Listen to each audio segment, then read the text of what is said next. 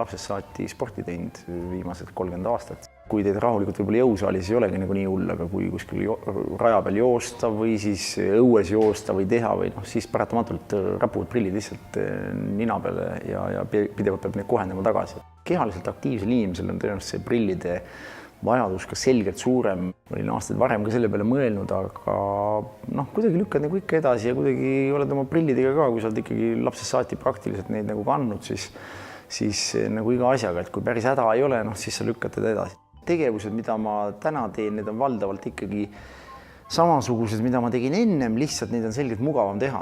Nii treeningsaalis treenides kui üldse väljas liikudes, kui autoga sõites, ei pea sa vaatama, et kas sa prillid kuskile unustad, ei pea sa muretsema nagu selle pärast, kas nad puhastama neid tegema, et kõik siuksed nagu elementaarsed tegevused loomulikult, millega prillikandjaga ära harjub, aga kui see ka ära võtta, on ikkagi oluliselt mugavam.